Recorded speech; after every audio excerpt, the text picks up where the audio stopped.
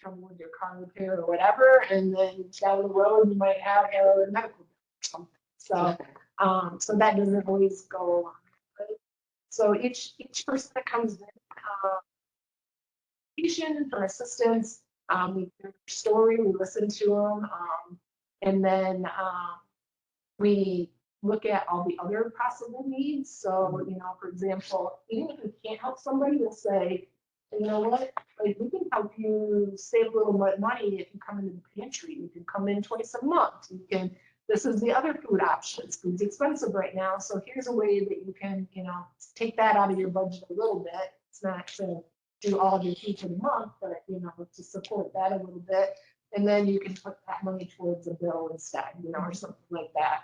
So if it's to the point where we can't say yes to them, we try to give them some other opportunities for assistance. So, so again, it's kind of having a conversation with somebody. And like when I said the MEAP is they required, I think it's a requirement to have a money management class, which isn't a bad thing. But from personally, we feel that just because somebody is asking for assistance for something does not mean they're not good with their budget. If you don't have the money, or if you don't have a wage, right? Social Security or Social Security and Disability, if you're making $800 in your Social Security, which we have people that do that, you're likely every year going to need help with, for example, propane. So those people come to us at least once a year and ask for help with propane. And that gets them through so they can pay the rest of their bills through the year and that sort of thing. So that's why I say it's like a very individual, we don't put really strong, you know, barriers in there to say that we only do it in this situation, but we also we try to keep it equitable so that we're not, you know, picking a favorite sort of thing. Absolutely not. Okay. And I have sat in one of those sessions years ago with a friend of mine. And so I just want to make sure that, and I don't mean to beat this horse down, but I'm gonna tell you, next month, because me, I'm the first of, I would like to raise my hand right now and say, let's just move forward and let's just put the groundwork and put it on paper. How can we move forward and let's make this happen? But I don't want to get caught with my pants down, finding out that one of my girls in this office has to be the administrator, you know, to it. If we could, you know, I just don't want to put a burden. Yeah. And that's been my priority. That's my priority here. That's it. But coming back to the table and doing this for prom, this has been a dream come true because I've been sad for years over this. So definitely, that's the only thing I was concerned with was the burden of the administrative, because that's the thing I've been screaming for years. And that's why that 18-month commitment was so important. Is that's what guarantees us that it doesn't fall back. And other piece of why I won't have definitive answers next month is some of the answers will come from other people. You know, we want to, once we have an agreement, we got to run it by the auditors. Mm-hmm. And what do the auditors want to see in terms of internal controls to make sure that, you know, that money has the appropriate level of internal controls. We've got to, you know, we're talking about entering into a letter of agreement, a quasi contract, but, you know, we don't want it to be overly formal, but we want to memorialize certain things. Some of those things will all be influence the ultimate administration of the program. You know, the auditors may say, nope, you have to have that money. Nope, you can't do this. They may put additional restrictions that we don't necessarily know what they are, but we know we can work around them. You know, we've talked through a few different funding strategies. And it's like, all right, if the auditors say, Light Power, you have to retain the funds, well, then we have this option. We can do a reimbursement option, or hey, you know, auditor says we'd rather the money not sit with us. Well, then we can look at other options. There's absolutely. We just need to make sure there's never a path that's a roadblock.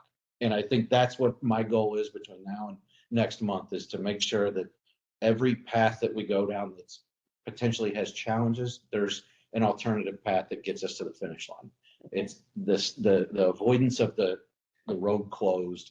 This is the end, and we can't get to the finish line, because we can't get to the finish line. Ultimately, that does fall back on to Lowell Light and Power But I don't have those concerns, that we can't get to the finish line. There, and on our end of things administratively,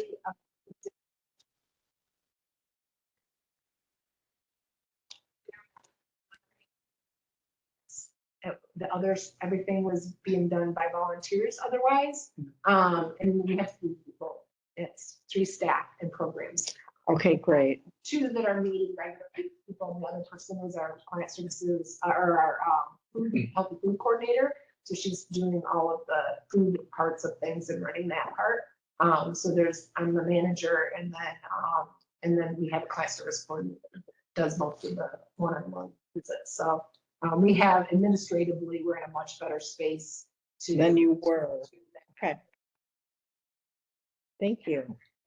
And I'd rather give you an honest answer than the answer you want to hear, and then disappoint you next month when I don't have the answer. Okay, no, that's fine. Okay, any other questions? If not, we'll move on. Thank you, Monica. Thank you. Thank you. Take a sandwich home. Monica.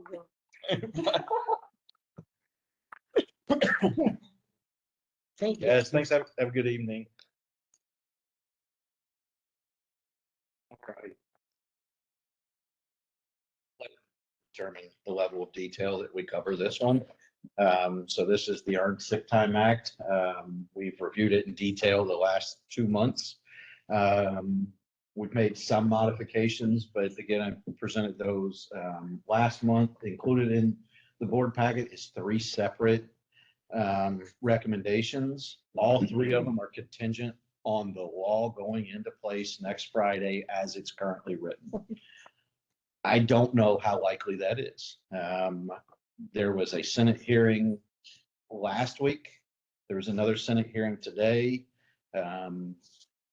Did not hear anything about the Senate hearing today yet. The Senate hearing last week, I did not have a undertone that would indicate that there were changes coming. But politics are politics, and I'm not going to claim to understand. So we're going to continue to move forward and be prepared for the law to go into place. But essentially, the 3 recommendations are to approve the policies as they're presented. That's a long-term compliance strategy. Recommendation number 2 is to authorize me to grant a prorated allocation of ESTA PTO that ensures our compliance this year. And I didn't put a number there in case, if they delay it a week or they push, and I don't know what options they would have, but if they push it out, it really needs to be recalculated from when the law goes into effect. But right now it's about 25 hours. I think it's 24 and change. We're rounding up. And those are conservative assumptions. And then the 3rd recommendation is to authorize me to execute a letter of agreement with the collective bargaining unit to implement materially the same policies, and and the LOA would include a statement about a prorated allotment of ESTA PTO for this year's compliance purposes. So happy to answer any questions, but the policies essentially capture what we've discussed the last 2 months. And then there's also a summary document that kind of outlines what our general strategy is. So in these 3 recommendations, you're looking at all 3 recommendations. Recommendation 2 is not in lieu of. No, it's all 3 separate. If somebody can string them all into a single motion, have at it. I just thought I'd break it up into 3. There are 3 big things. Those 3 Yes. recommendations contingent to the law going in place on February 21st. That would honestly, that. And do I hear a second? Supported. Any further discussion? Correct. Hearing none, all those in favor signify by saying aye. Aye. Aye. Opposed, motion carried. I'll say, I was gonna let, We I was gonna say, I was gonna let the board, if there's anything in there. And then it's different now. Yeah. Cool. Can do it if we want. I think that's a good approach. I appreciate all the work on it, because I know it's a big pain in the butt. It's been It's a big lift, but an absolutely enormous pain in the butt. Yeah. All right, we're gonna jump into just a strategic plan update. And I realize that I'm not proposing updates to the strategic plan. It's more just a review. The intention of a strategic plan is that it has more longevity than annual updates. But Julie, if you want to go on to the next, I've just got a little slideshow or a little slide here. So we start the year this time every year internally, and we do an internal strategic planning session. And the leadership team, we all just sit around and kind of systematically go through what challenges have we had, what's the next year look like, and where's everybody's, I guess, it's really where's everybody's strategic areas of focus. First slide here is just the strategic priorities. I put these here. They're kind of the lens that we look at everything through. If we're advancing each of these, then we know we're making good strides, and we're pointed in the right direction. And really, that's the intention of a strategic plan, is to set a direction and maintain it. The one area, if you go to the next slide, Julie, you having computer problems? It's going to crash out on you. Oh, Because I'm in the slideshow, oh. so I'm funny, it doesn't last very long.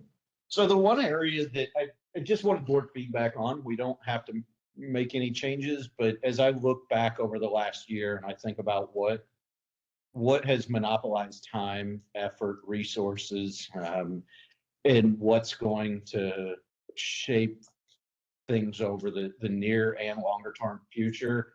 We've really, over the last year, gained a lot of clarity around what our power supply evolution is going to look like and the regulatory compliance that's associated with our power supply.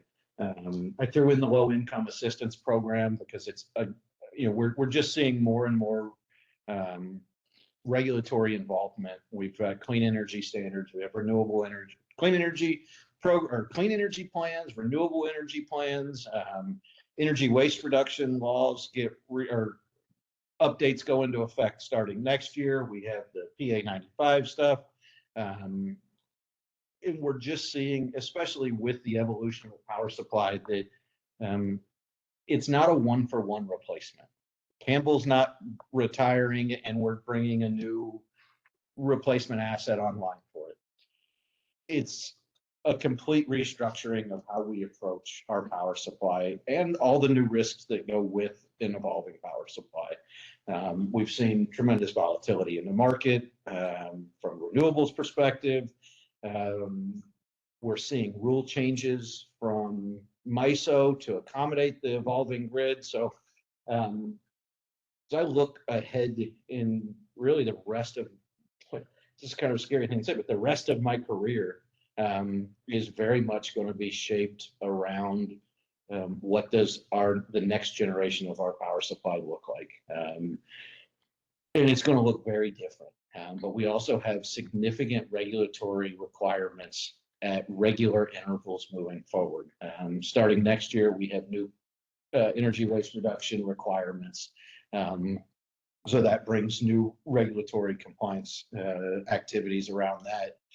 2030, we hit our first renewable energy standard requirement. 2035, we have another one, and they just continue to layer in. So realistically, if I look over the next 20 plus years, we're going to be, barring any changes, we're going to be impacted by the things that the groundwork's being laid for right now. So I think it would be appropriate to add a strategic priority. I'm not proposing anything. This is really just a discussion, but I think it would be appropriate to add a strategic priority capturing the need to effectively modernize our generation portfolio to ensure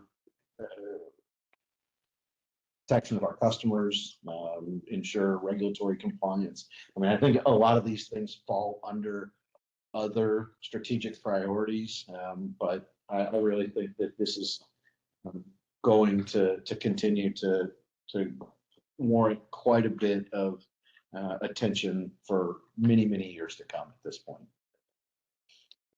How do you think today's administration will be affecting any of these in particular things? You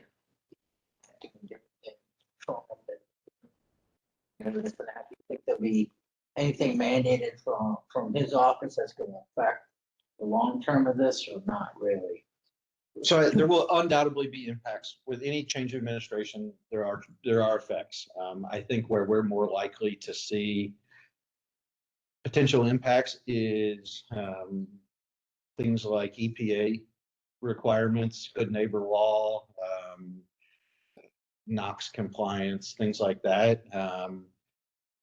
I don't want to assume, but personally, I would be surprised if the federal government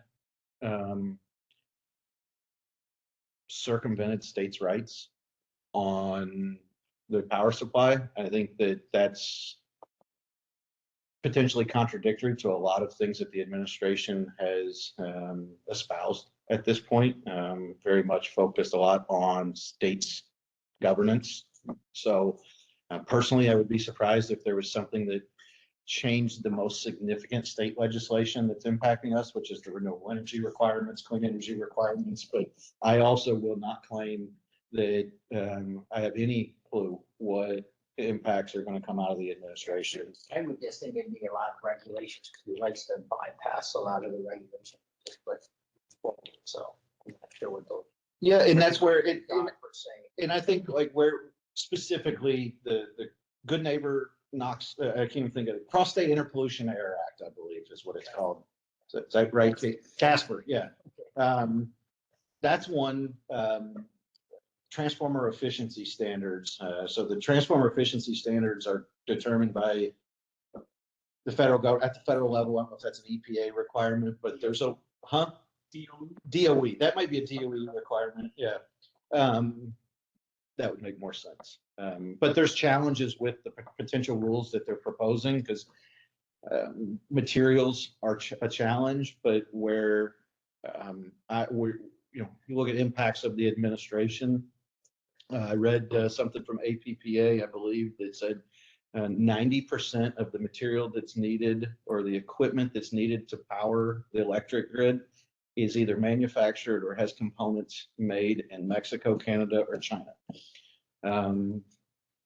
90%, that's a concern when we've seen transformer prices triple already. The transformers that we get right now, the 25 kVA pad mount that we put, it's our standard go-to underground service.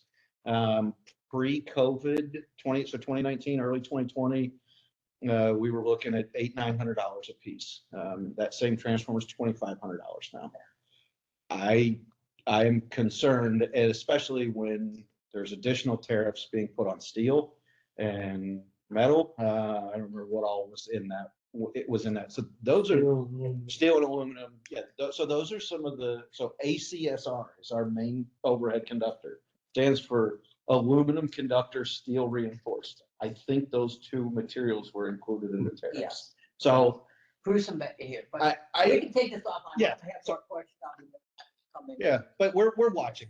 There's, but as far as specifically the state's compliance requirements, I personally do not anticipate the federal administration changing anything at the state level. Now, governor's up for election in next year, and that's when you start to see the potential for shifts at the state level, I would say. Cool. Any comments, feedback? Don't have to have any now, but did want to share that was the one thing that I identified as potentially a good spot to add to the strategic plan, just based on how much time. Really, Casey and I are spending a lot of time just diving into different opportunities. I think I made the comment. It used to be that really MPPA was a once a month board meeting. And now, and I look back to 3 years ago, my manager's report, MPPA was a little blurb and I could write a page on it. And I gloss over everything. I mean, I try to 2 sentences per topic sometimes. And it's just, it's our single biggest expense and the foundation of what we do. It's gonna just need attention. But I think that makes sense. You know, I was looking at the priorities and, reliability seems to play into that, right? So power supply stability and reliability, but then the reliability one is focused on the distribution system, right? That's kind of more of a local, what do we do to our own system? where I I, think it might warrant a separate bullet of, hey, the stability relating to the outside world, right? Power supply, getting our power supply, but also, adapting to the regulations that also flow into it.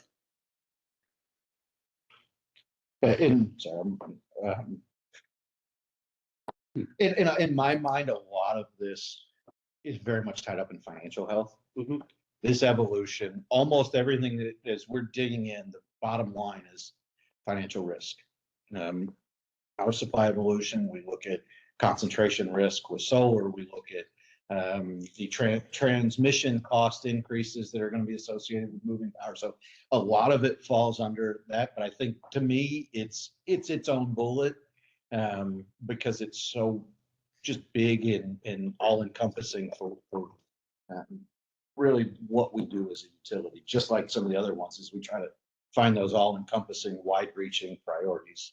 Won't be another way to put it. It's something we can't fail at.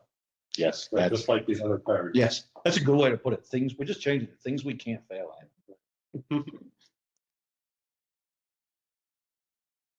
All right, go ahead.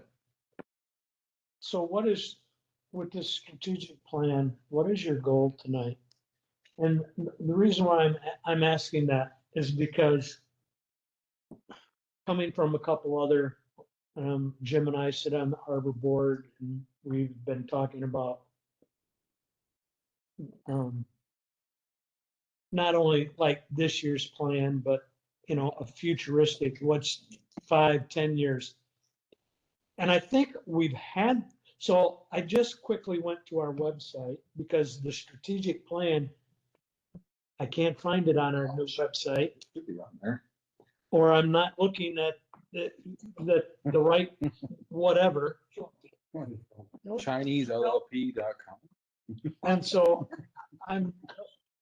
because what I would like to see is and maybe that's no longer on there, but we used to have all the different things and we had like dates that we were trying, We did away we from did it. away from that. Yeah, that was very much in the weeds. Okay. And that's, but again, so I'm looking at what I see right now, the strategic plan is good, but I'm also wanting to have not, what is our plan 10 years, 20 years down the road? I mean, what is our goals? I would say Maybe- goals are very different than a Okay. strategic plan. The strategic plan is intended to be the boards for one. It is the board owns the strategic plan. And it's intended to be a direction setting guiding document so that there's continuity at the board. If there's turnover at the board, there's a continuity. There's not reinvent the wheel because there's a new chairperson or reinvent the wheel because we got a new board member. Similarly, it's for continuity in my position or with staff is the board is setting that general direction through the strategic plan. So, we moved away from an individual we can go back to that if the board wants, because but what I'm reading is here's the thing, but I'm not seeing the direction. What are we trying to accomplish down the road? maybe we talk the next slide, Okay. and that might help. Next slide. All right, so the way we use them is we look at, in the budget process internally, what are we doing to protect against those strategic priorities? And we look at buckets, and annually we make a plan, and we also look at multi-year plans. So staff development is a huge piece of what we're doing right now. And I can't tell you 5 years from now, we're going to need to focus on specific goals, but I can tell you that the industry is changing.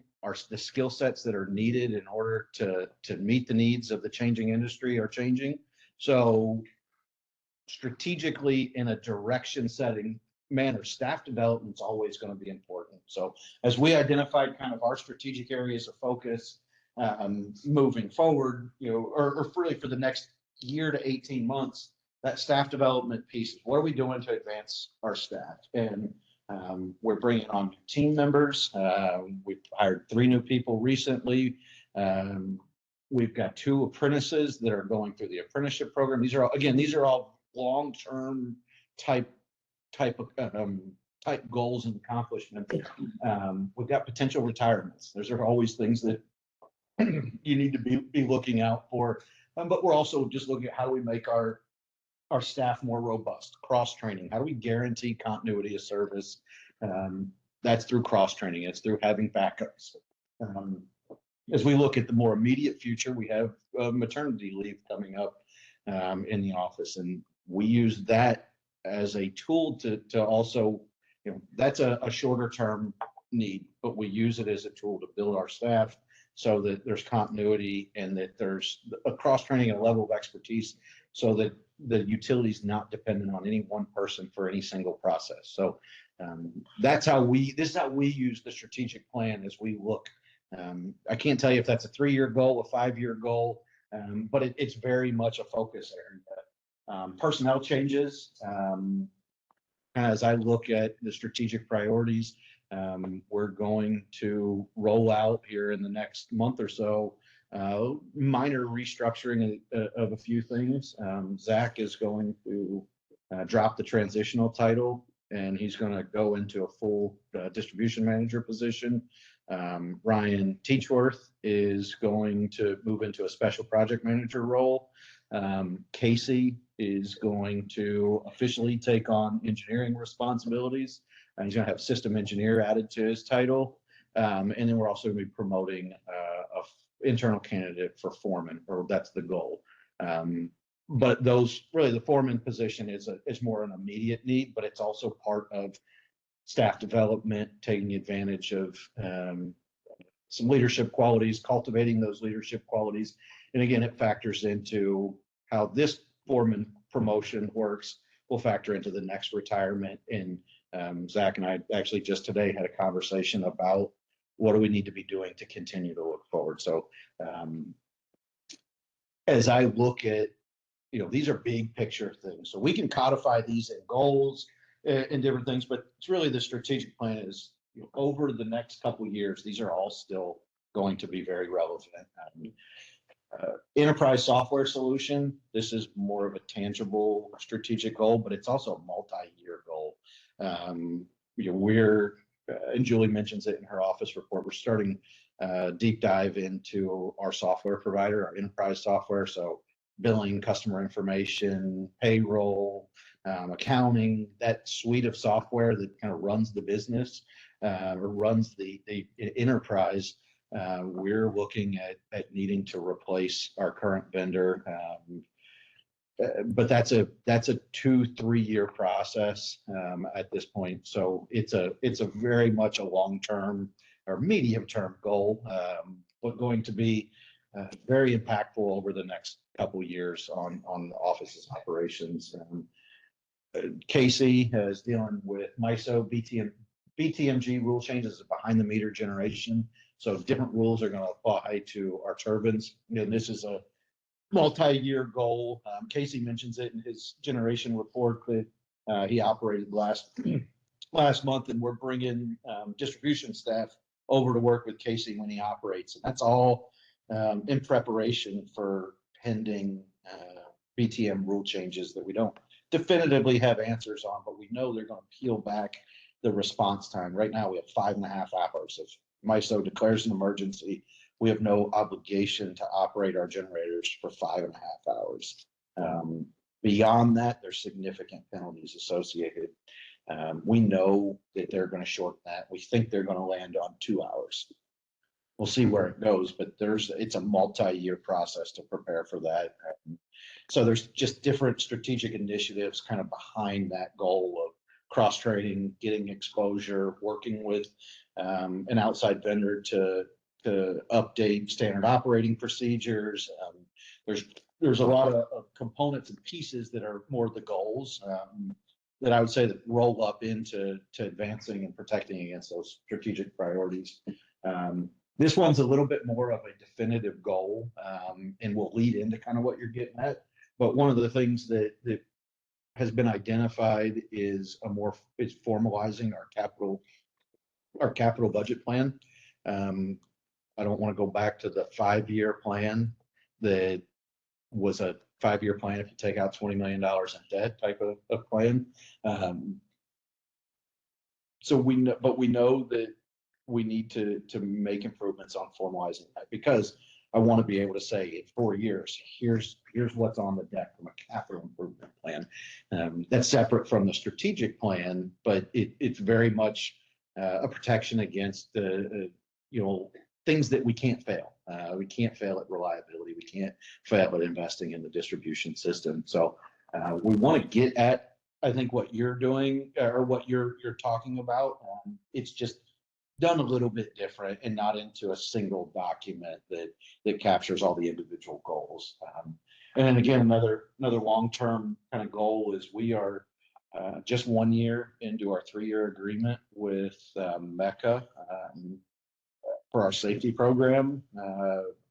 But this is the year we need to spend identifying if we want to be with MECA long-term, or do we want to explore some other options. And there's some other options out there. I can't say that definitively they'll be better, but we owe it to ourselves and our guys to focus on this year identifying what a long-term safety program looks like. So, and I bring it up, it's this year because if we do not renew with MECA, we owe them 1 year notice that we're not going to renew. So by the end of this calendar year, if we're not going to renew, we have to have a pretty dang good idea of what we're going to be doing. So I think when I look at kind of strategic focus areas, it's very much what are things that are going to impact us over the next 2, 3, 4 years, kind of getting at what you're talking about with what are our goals. So these are near-term goals that build into 3, 4, 5-year larger term initiatives that ultimately roll up into protecting us against failing at things we can't fail at. Casey, is there a end of life for the turbines?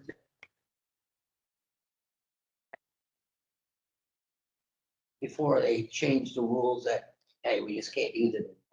So under the current rules, we can operate till 2040 plus extensions. Okay. I believe there's multiple 2-year extensions that are available. But Casey, I mean, you can add more. I can speak Well, to the no, I'm last. just glad it's there so that it is the long term. Yes. It's 15 years from now, but it'll be Yeah. here. You'll see it, I won't. But, Yeah. I'll say He says, I mean, I think, yeah, that, I think my thought is operate. Say we designate them as some sort of emergency resource. There might be exemptions for operations to continue if they have, say less than 500 hours a year, or something like that, as a emergency backup resource for the grid. So I think there will. I don't foresee there being a day where they're going to say you cannot operate this anymore at any amount of time. There would have to be some wonderful new technology for energy that would replace fossil fuels. But you might have to have a little nuclear Well, I would love to see it. Would love to see it. Oh, they have, yeah, well, they're talking, I mean, they're talking about crated nuclear, not even small modular reactors, but actual micro reactors. Cool. Yeah. Yeah. Julie, we roll on to the next slide. So I also wanted to kind of, our process is, this all leads into the budget.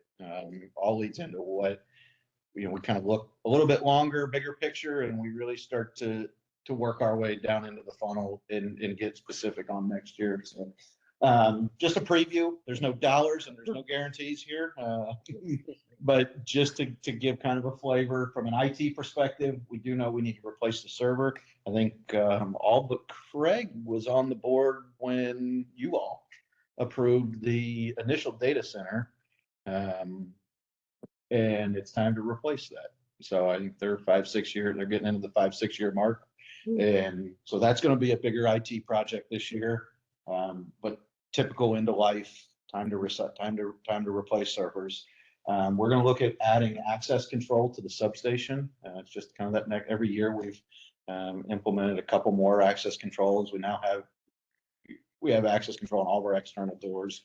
We're just going to move on to the substation. It's secure, it's locked up, but we're looking at taking it to that next step. And truly, there's a lot of benefits of the access control. From a facility standpoint, we've spent a lot of time on facilities. You all, the board, has invested a lot of money. These are more maintenance items, I would say. The concrete around the office is getting a little beat up. It needs to be repaired, replaced, sidewalks, things like that. With that, we need to redo the landscaping out front. There's a big rose bush right there where cars drive by. It's not good. Once a year, Perry comes in and tells me that it's too big and we need to trim it back. Because I don't make it out front very often, but it needs to be replaced. We never did anything with the signage out front here. So it'd be nice to, not saying anything grandiose, but we also, it's time to crack seal and deal with some maintenance on the parking lot here. It's a big parking lot. It's a lot of asphalt. It's going to cost some money. Those are kind of those facility projects. Distribution related projects. There's quite a bit of work that we want to do into West Main Street and removing.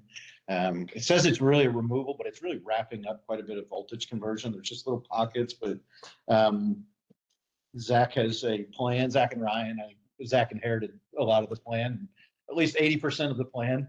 I think the last 20% is the tough part.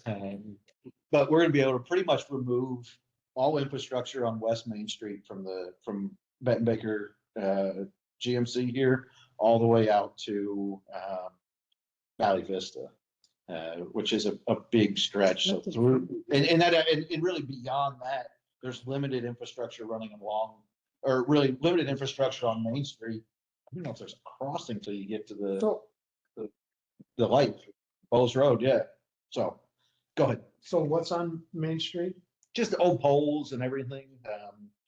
We've eliminated most of the need for it, but there's still pockets of services here. So if we can round out the voltage conversion, we can remove all that infrastructure. So, I mean, the reason why I'm asking, and Zach knows and Jim, because the Arbor Board is in the process of putting a plan together with with MDOT getting the permission, the go ahead and everything to plant trees. I believe right now it's 30 trees along Main Street, all the way, that the western. Yeah, well, that same stretch. Yeah, that same stretch. So I guess there's where I'm going to just throwing it out there. There should be some kind of coordination going on between the Arbor Board and the DPW and Light and Pop, because if this is,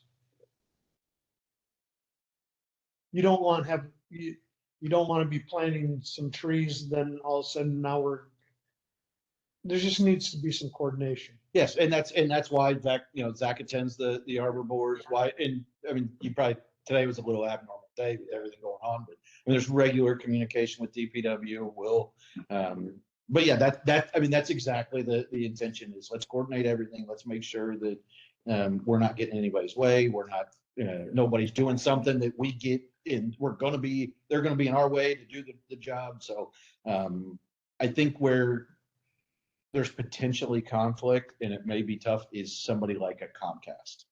Cause go ahead. Yeah.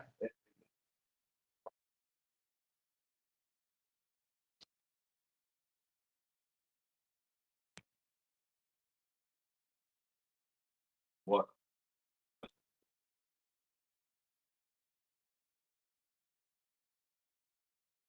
Underground.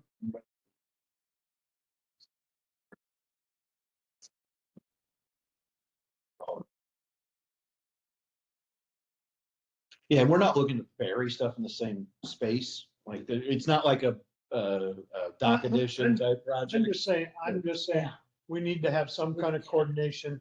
Now, if we have to pull out planting trees this spring, I'd rather do that than have to re-dig them up or whatever. Which I don't think is very. Well, and that might be, I'm just saying that's where Yeah. we need to at least have that conversation Yes, amongst the city partners or whatever. absolutely. Absolutely. We will. I mean, and that's why, it's nice to have Zach attend the arbor board. It's nice to have we got half the arbor Maybe board here. Now, don't think so much, underground root system. For different. Yeah. These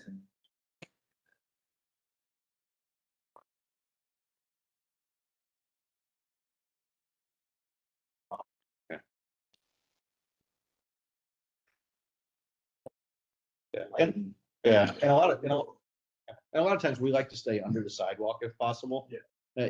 Because for that same reason, it's easier to coordinate. If we're going to bury something, or we can shoot a bore rig under the sidewalk, we're pretty confident nobody's going to want to use that space, which leaves the arbor board the flexibility to plant trees and everything else. So.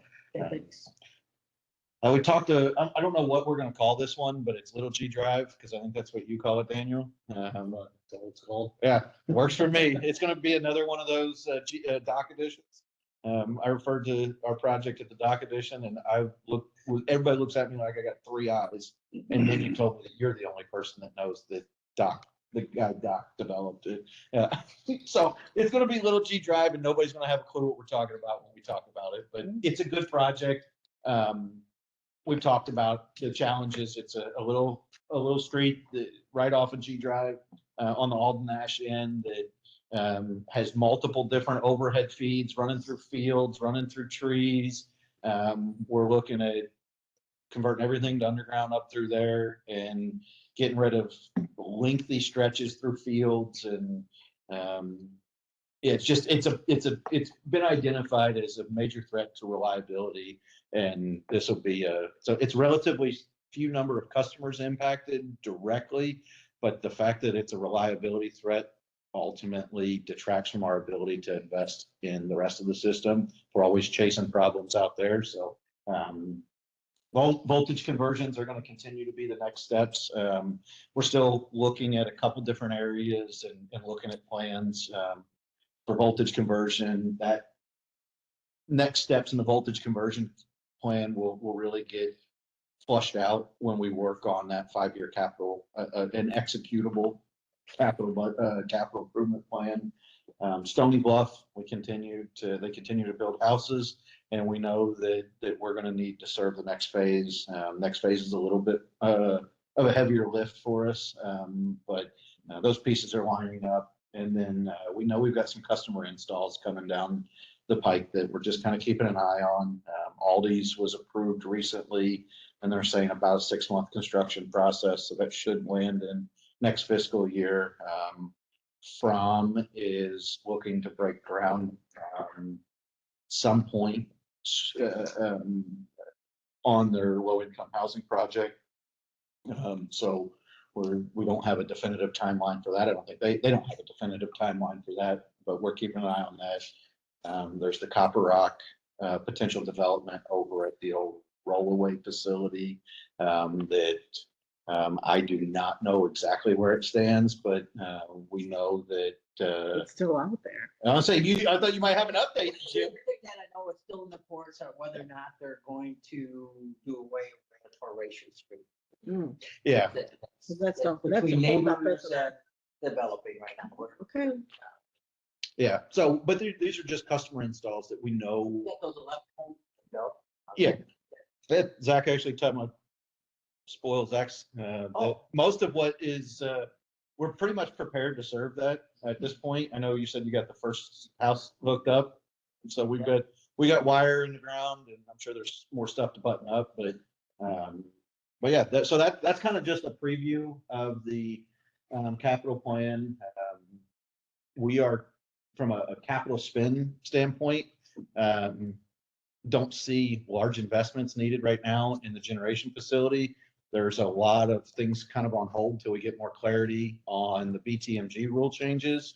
So some of the gas compressor skid automation, some of that stuff's, I'd say, a little bit on hold. I'm gonna speak for Casey a little bit, and Zach. They're gonna have pretty heavy lift working with GRP more than likely on developing system study and developing this capital improvement plan. So that'll be something that Casey gets involved with from his new engineering, system engineer responsibilities. Obviously, Zach will be instrumental in that process and helping line that up from a capital improvement plan. But that's where we're kind of looking at. Other piece that's on our radar is with the sale of the line shack. No, it's already, I saw that with the sale of the line shack and it moving hands. We have there's a concrete octagon. I don't know what shape it is. Yes, the kids Yeah. fish off it. Yes. It's That is our responsibility. That's an old water inlet for the diesel plant. We are getting prices on having that removed. So no more kids jumping in the river from it. well, that was dangerous, but Oh, but I it's thought the kids yeah. fishing from there. It's deteriorating. It's deteriorating. I mean, it's a concrete structure. We had some awesome ideas on things that we could do with it, and I think we've identified the best route is just to remove it. It's not we're not in the Parks and Rec business, and those liabilities are probably. Now, if the city wants to take it over and turn it into a fishing pier, I'm confident that I would happily hand that thing over. Yeah. I plan on, we're just getting prices now. It's on our radar just to see, because ultimately if it falls in, it's our responsibility. It's not, It's not in great shape. when you're talking about that, are we moving? I haven't seen it recently, but the other side of the robotics, those trenches and everything, We have not done anything with it. Kind of, it's on the radar as well, but now that we got a great use for that room, I'll be honest, it's knocked down the priority list because there's a lot that I think we could do in-house, but the workload has really picked up. And our focus is, it used to be, hey, we'll tackle it in the winter. Right. And we did that with the progress that we made was Right. very much winter progress. And I don't think we don't quite have that same, the workload's just picked Our- up. So I'm afraid that Our job is to provide electricity. It's not necessarily. it'd be nice though to fill that big hole in. It's a whole lot easier, not when I don't have to stare at it every day. Right. I'll be honest, but it needs to be filled in. It needs to get on the radar, and we need to button that one up. But it is nice having the robotics in there and seeing that space used more than even with a wall, a construction wall. But no, it's there. But if the board would like us to prioritize it, we can knock it out. It's just it hasn't it hasn't made it to the top of the priority list. Any other this was just a review. Opportunity for the board to provide any commentary, any thoughts on the capital budget. Next month we'll present the draft budget. It's exactly that. It's a draft budget. The capital budget always moves quite a bit from the draft budget to the final budget because we spend, you get a quote now and it doesn't mean much come July. You get a quote in April, going into May, you get a little more price certainty there. So we tend to fine tune some of the pricing between the draft and the final budget. Okay. All right. Move on to informational items. All right. Performance data.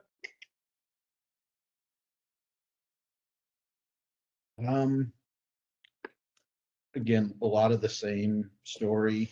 Sales continue to outpace previous years overall, and residential continues to be in the middle of the pack. It's the same story I say every month. Same story. I know. But it is good. There's information there. That's something that we look at closely. In the performance data, one thing I do want to bring to your attention, for one, cash. We are seeing cash growth.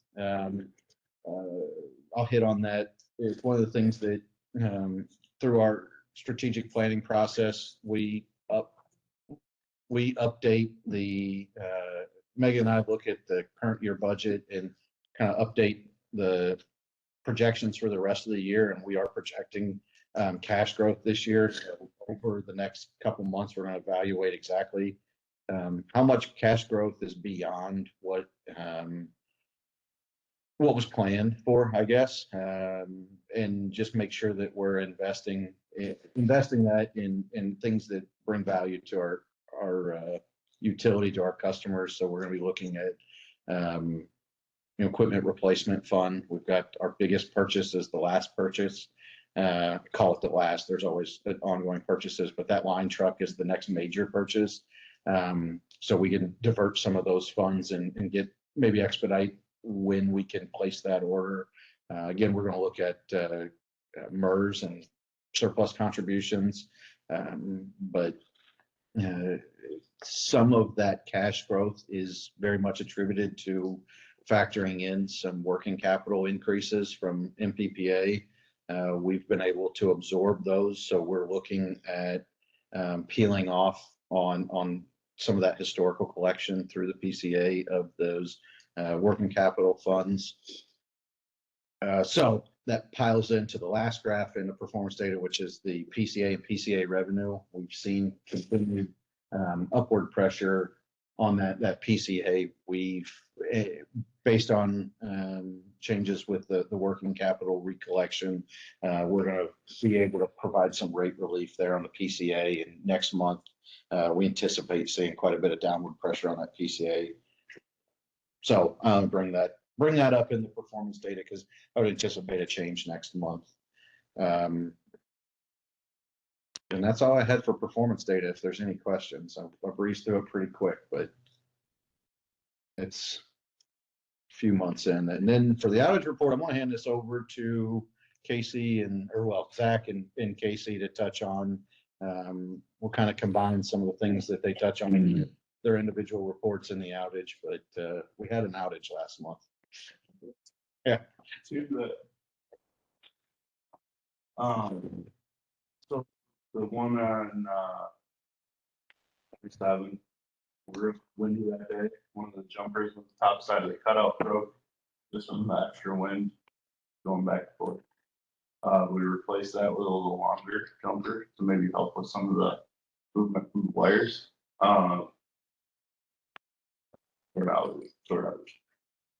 The other outage was the one on 121 that we talked about earlier. So that outage came through, got a text message that it was going through, got a text message, our substation tripped. Immediately called Jeremy. Me and him came in, separate trucks, started patrolling lines, found 3 fuses blown at Metric. Once we found that, finished patrolling the rest of the lines, went back to the substation, to the sub end. At that point, got everybody except for that metro transformer run. So that's the first part of the outage, which was 96 minutes long.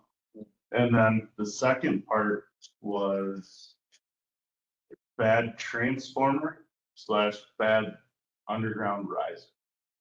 So there were an old porcelain riser and disconnected from the pan. We're just testing the wire when we threw it in. There was sparks coming out of both sides of the pipe. So with us already being out there a very long time at that point, we were out there about 4 hours. It was negative 20 something wind chill. And when we were in the pocket, we were staring into the wind. And there's nothing we can do about that. We talked to Metric and said, hey, are you guys okay? They had partial power. They have 2 transformers. So their one transformer still had half power or half the building with power. So their heat was still working. We asked them, hey, because of this cold, do you mind if we come back in the morning? We'll have everybody here at that point. We can get this done a lot quicker, safer, and hopefully no one gets frostbite. So we came back in the morning, replaced all 3 pot heads, tested the wire again, held perfect. Killed the wire, put can back in, threw him back in, bad can. So at that point, we had swapped the can out, but we had already made preparations. Well, we were out there making up potheads. We had 2 guys back here completely making up another can, and we had it out there in the trailer. So it was an easy pick one up, set it down, put the other one in, wear it in, and we're good to go. And it worked.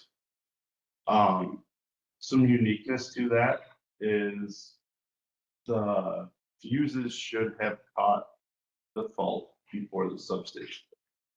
Think back to fuse coordination, Yes. the So training that we did. with that, the original fuse blow did not blow fast enough for the transformer or the substation breaker to catch it. Whether that was the fuses were starting to go bad as well, or whatever, they caused it. Don't know the exact reason. However, we threw 65s in after that, and there were 65 inch fuse, and those blew, and it did not trip the substation. So at that point, it was a fuse problem from the original one, but it's been solved with a new fuse. After everything's done, me and Casey both decided that that's super weird that the substation didn't reclose. So Casey can kind of take over from there because it kind of shifts to a collaboration of us both trying to find stuff, but more on the substation engineering side there. Yeah, so when the breaker opened at the substation, it should have opened for 2 seconds and then reclosed back in. So when it didn't do that, well, why didn't it reclose? Because everybody else on that circuit should have only seen a 2-second outage, and that metric would have been out because the fuses had blown. So we dove into that. Went out to the substation and investigated. What happened. The advanced protective relays that we have on the circuits that we installed 6 or 7 years ago now, pay off because you can see microseconds of activity and what's happening, the logic behind it, and what should happen, but it doesn't. So, at that point, we knew that the controls were trying to close the circuit breaker when it should have, but the breaker didn't close. So Zach and I talked about it, looked at all the data that I pulled from the substation, and we knew it was some sort of electrical, say disconnect, but signal to close the breaker was not healthy, and we knew kind of a zone where to look for the issue, whether it's a wiring issue, whether it's a rodent issue that happened and caused, slow to chew on wires, stuff like that. We just didn't know what the problem was. We knew where to look for it. So we went out there. We had a team of us because we had to tie 2 circuits together in the field, back out this large circuit breaker at the substation, and start kind of poking around. And the problem was the screw. So this little screw was installed at the factory inside the circuit breaker on just a slight angle, and it was torqued down to where it was tight per se, but it wasn't actually clamping down on 2 terminals. So, we were in there poking around, pulling wires, seeing what would move, what wouldn't, pass this around. You kind of see the threads are kind of crossing the thread a little bit. So, it was a good find. We got a new screw, installed it straight in the terminal, tightened down fine, no issues. We didn't have to re-thread it or install a new terminal or anything.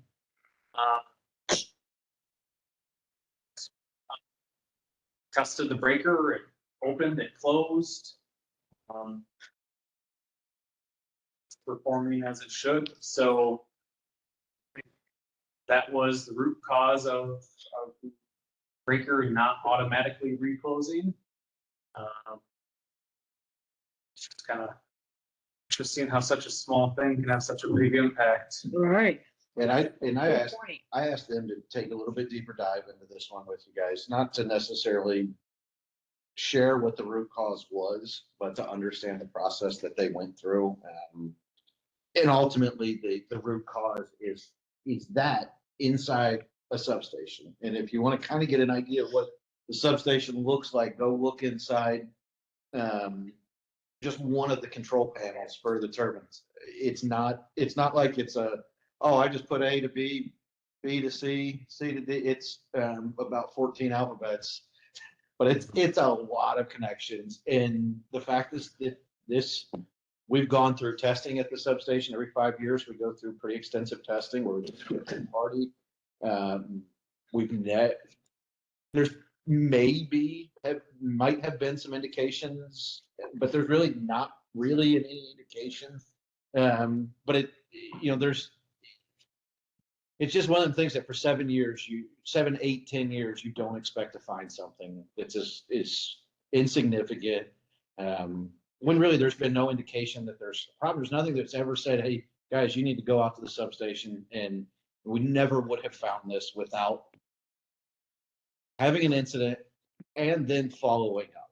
And I think it's the and then following up that I really wanted to stress, because it was a whole team effort. Definitely. The fact that we had 2 apprentices, I thought it was funny, all the apprentice stuff gets logged on a online portal with, it's not and they have certain skill sets that they have to touch throughout their apprenticeship.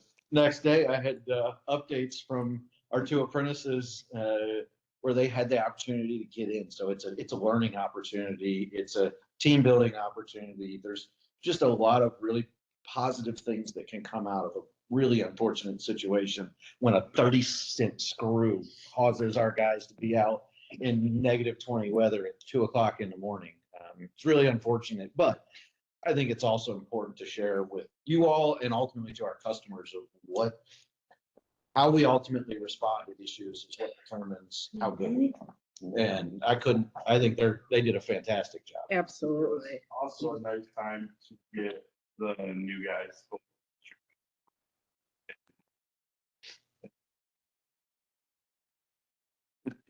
Process of as lineman, you go to the switch at most companies. Hey, are you at this switch? Yes. Well, is this switch open or closed? Okay, you get permission to open that switch, and you open it, and that's what they get to see. With us being small, we all go to the substation. This is a breaker, go through your whole thing here. Okay, now after you go out there to the switch, call the guys back at sub, go through that same process, open it, come back, and now they actually got to see the amps get spread out between the two circuits, and then they actually get to see the amps leave the one and go out to the other one. Breaker up. So it was a nice experience to get them sort of acclimated with the substation as well. Yeah, because that's something that most contractors don't do. And Brett and Ryan both came to us from contractors. Contractors tend to be out on the lines doing line related work. And there's different whole separate crews that deal with the substation, whole separate crews that deal with metering, whole separate crews that deal with generation. Not here. It's top to bottom, generation to house sometimes. So it was good to have, again, there's a lot of positives that can be gleaned from a really unfortunate incident. Do you think So with that incident, because again, I wasn't, we talked, I called you, and it was just to try to relay any information because, I heard at my house, a large explosion. And then 2 seconds later, I mean, it was kind of funny because the TV went out. Then I heard the big explosion and then our power went out. And I only called you because I thought I'm just going to relay this information because maybe that gives you some kind of idea. So do you have any idea what the explosion was? Was it the? Okay. Yeah, and those were, we had people from pretty far away come and sit there.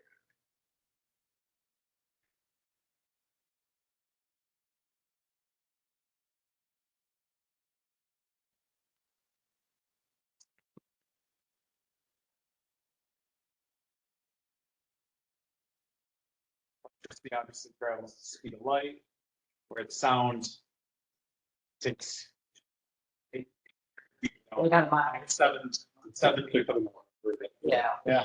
So yeah, it's interesting that you were picked up on it that quickly. Well, it was, you know, The TV went out. Yeah. The voice wasn't on, was it? The voice wasn't on, was it? no. But And the winner is.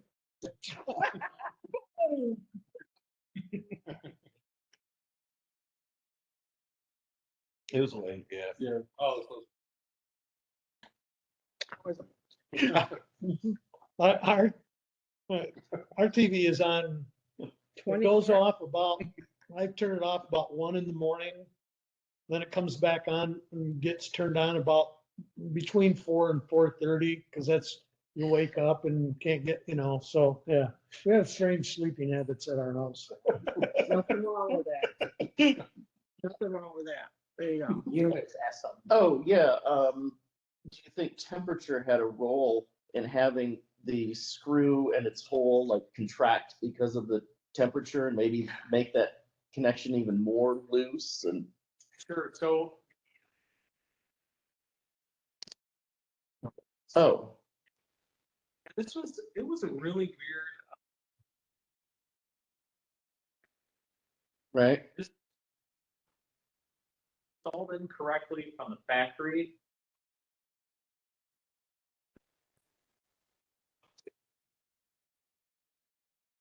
It was whenever the transmission, how 18 years, 2004, maybe? Early 2000s. It's almost 20 years old. So it's been breaker and messed around with it. It's I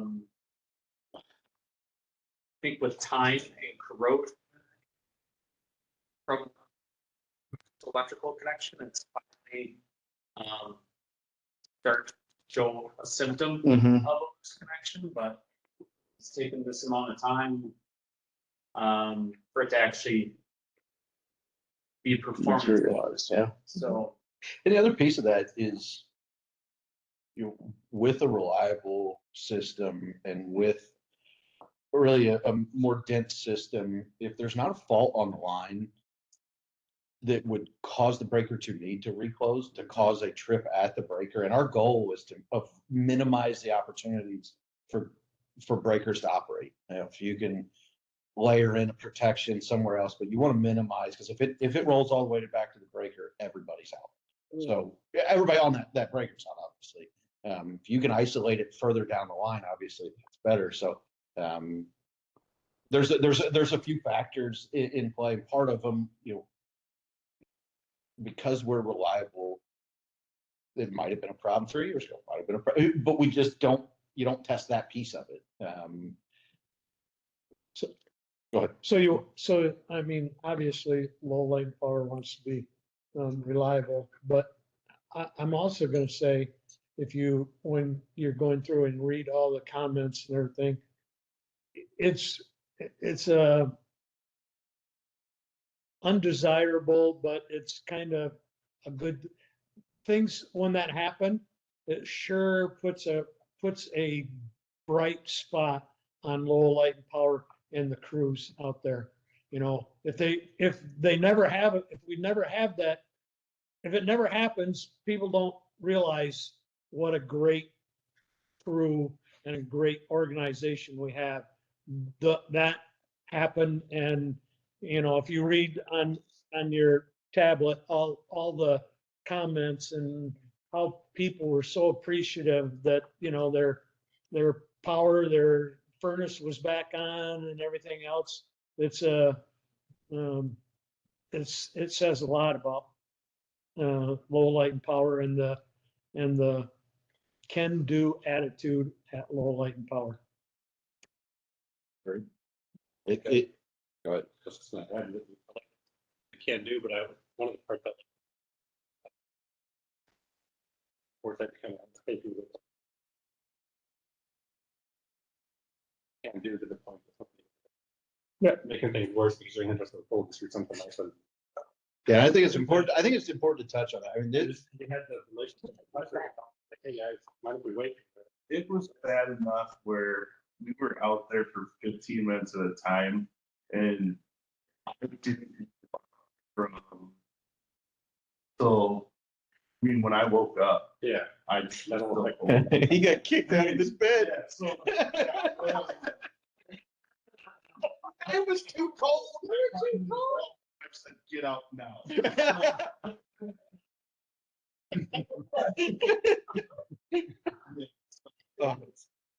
But no, weather conditions like that truly become a safety hazard, especially on the cold. You can do a little bit more on the heat, I think, in my opinion. Zach, you worked in the South. But that cold, I mean, you truly have 15 minutes of exposure before you have to worry about true safety concerns. And I think that it was just an added layer of complication that was handled very well by the guys. And when we came back the next day, we had essentially 2 shifts. We had one off truck for 15 minutes, and the other, so it took a lot longer. Yeah. It was Yeah, it was still nasty. It was still. And believe it doesn't take long, and you, because I have it a little bit, you get a little bit frostbite in one of your fingers and everything. You live with that for the rest of your life, because the next time it's really cold, it very quickly gets very painful. So yeah, you don't want to start down that path.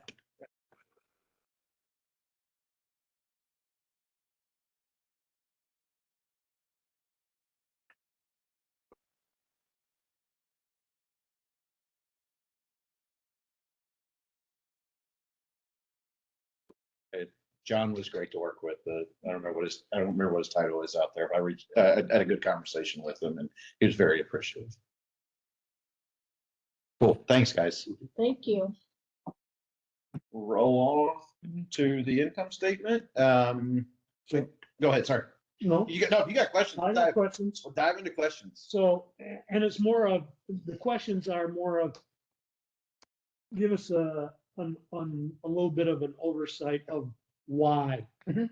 So I'm looking at like the sales revenue, what the current year to date is and what we budgeted, which is almost $500,000 or Just- different yeah.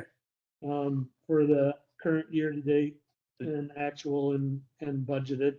And and then if you go down to generation expenses, how we are, so current year to date, how much, why was, From last month. okay, but, well, it still keeps showing up, so I mean, It's gonna show up, the budget doesn't change. and the distribution expenses. I can touch on all these, and I was gonna touch on, so sales,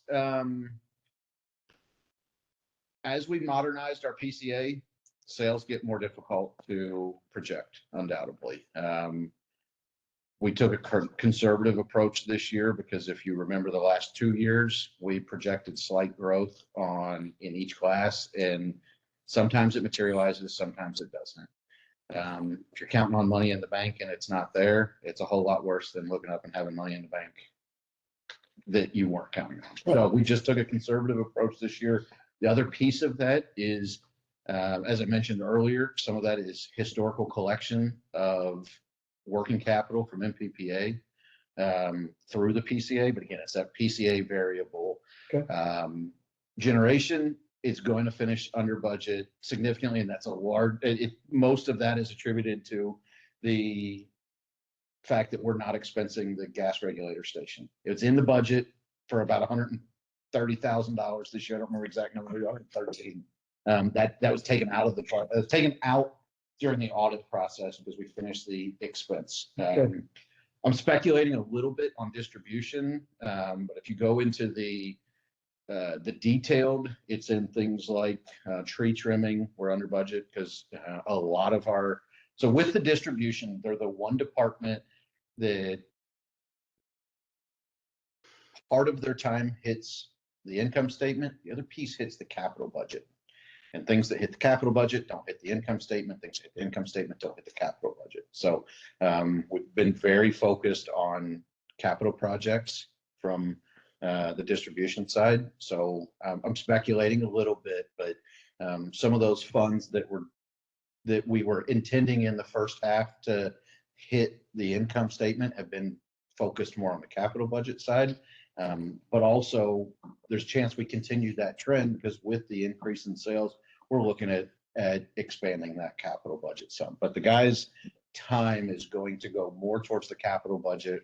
The distribution departments guys are going towards the capital budget more so than the income statement. So that's the big piece of it. And then some of the other ones they add up over time. You catch some of those, but no, we are. I will also say that we are not striving to have a net income this high. It's a product of multiple things.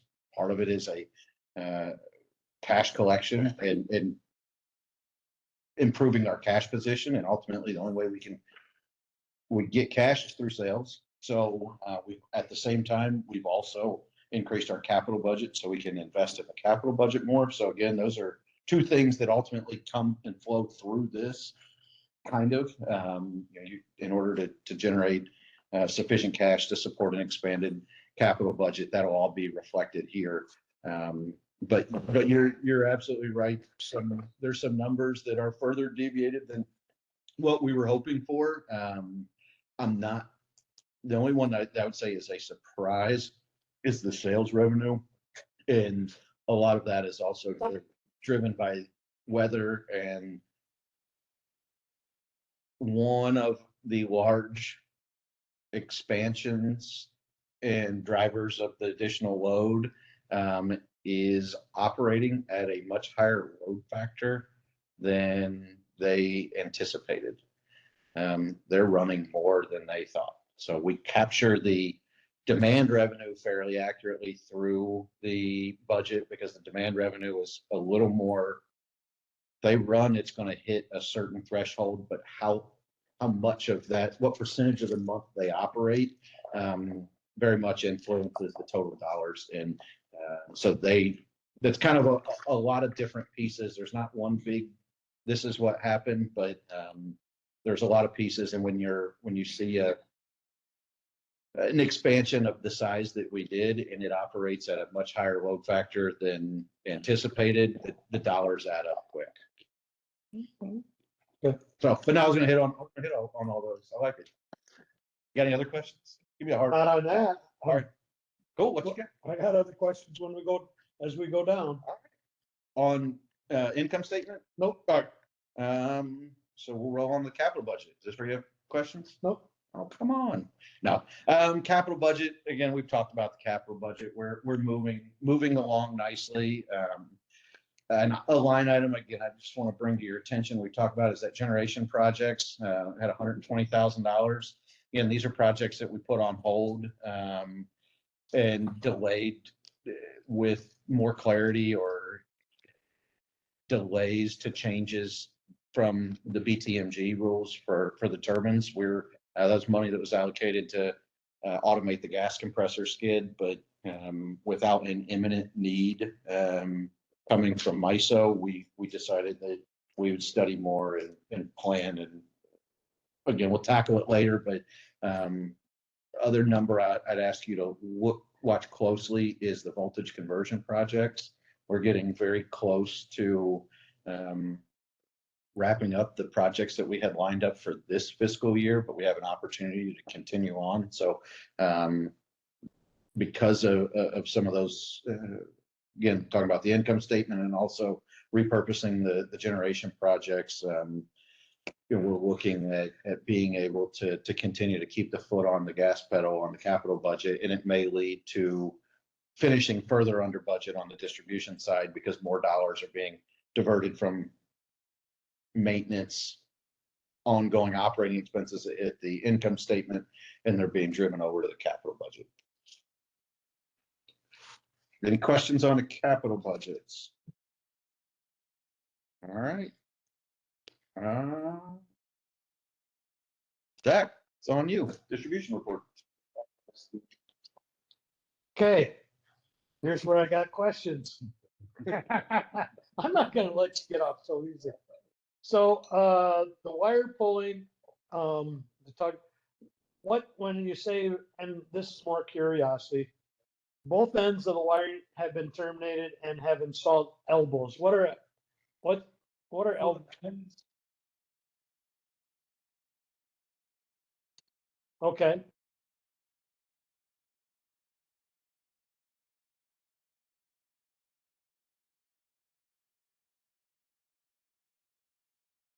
Yeah. It's called it.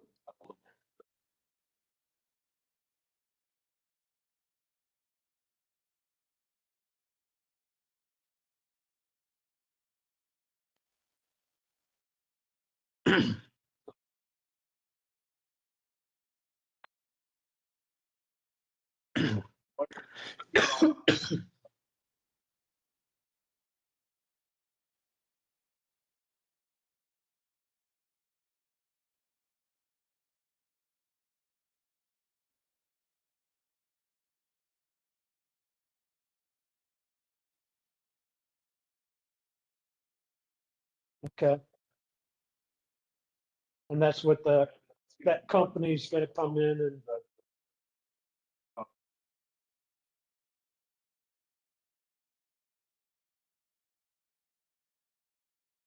Thursday.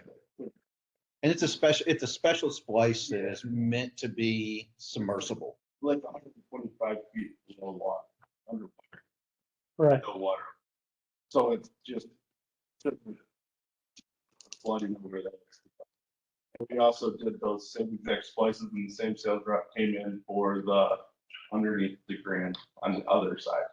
Over by the township By park. the township park. He came in, did the first one with us, and then we did the rest there, and then went over to the other side, or the rest there too. So Cool. That's all. I was just, it was more of what I want. yeah, because we want to not be frozen. Bravo. Good to go, Perry? Yep. All right, Casey, I'll hand it over to you. Yay, He's got questions. I don't. yay. Not for you. And we'll hand it over to Julie. Yeah. Yeah, so we operated last month, cold weather. And, just to recap on turbines, how they operate.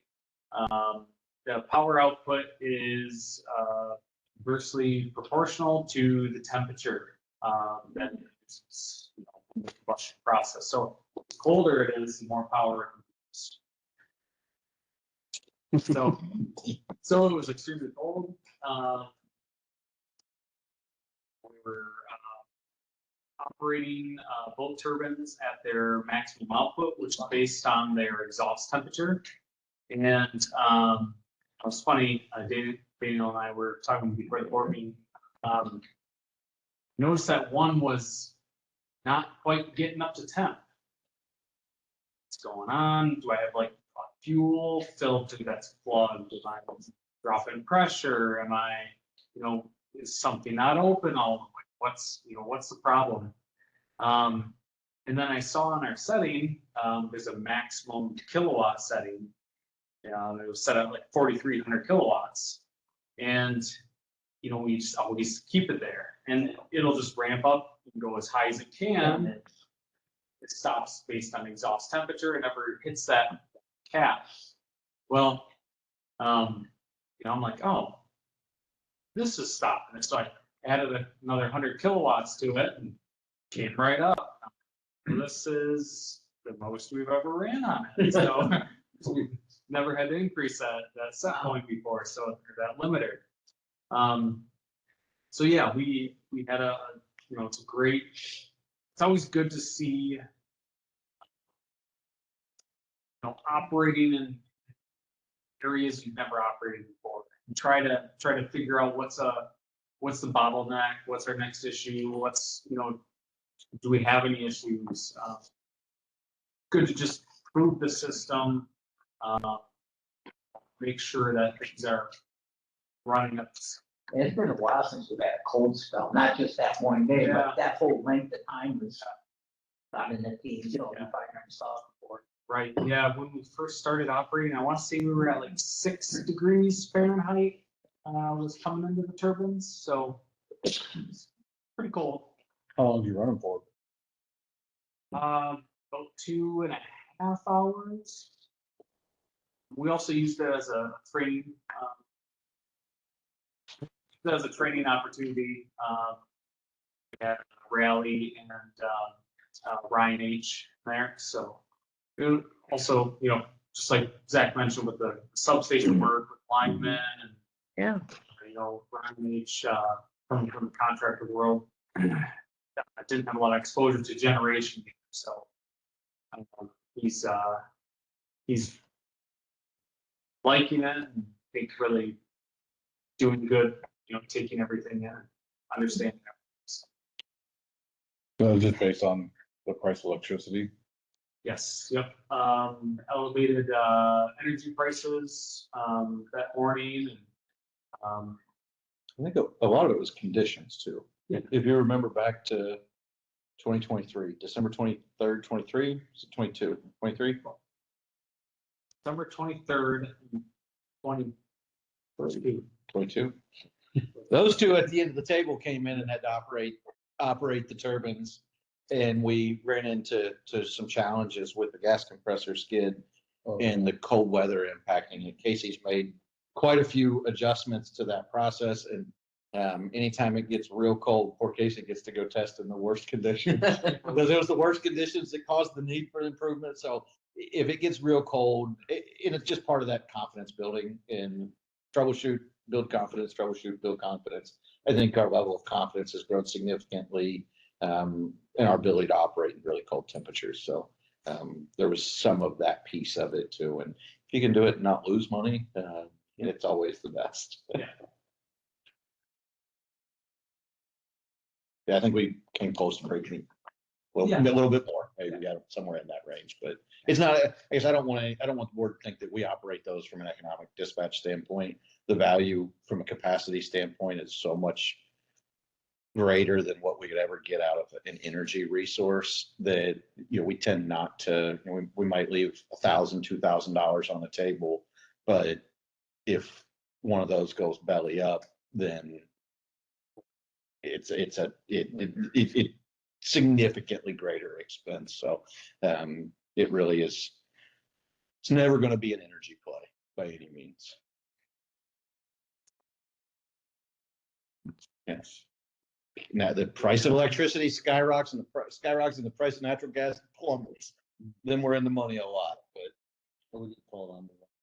Yeah, and those are very much, there's even limitations on the number of times that we can be called on per season. And there's very much engineering standards and objective measurements that determine those emergency conditions. It's not a subjective process at all. Julie, I think you got some extra stuff. I stand by the report that we updated you on, and then we want to talk about that. This week we Indeed, and we're posting a job posting for a part-time position / HR assistant.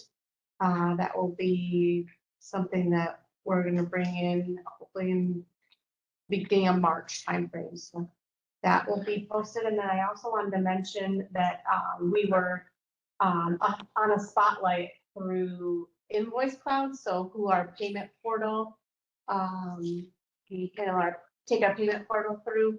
They spotlighted us in their newsletter, and just wanted to share that. It was not surprised. They contact us a lot, talk about our great success and how many people we have on paperless, how many people we have on auto pay. And many of us participated in the webinar that Kevin at Invoice Cloud, he's the president there. He highlighted us, and it was just nice to hear our name. And there's lots of customers at Invoice Cloud has, but they definitely gave us a nice comment and said, we were doing a great job. So that was nice to hear. Awesome, thank you.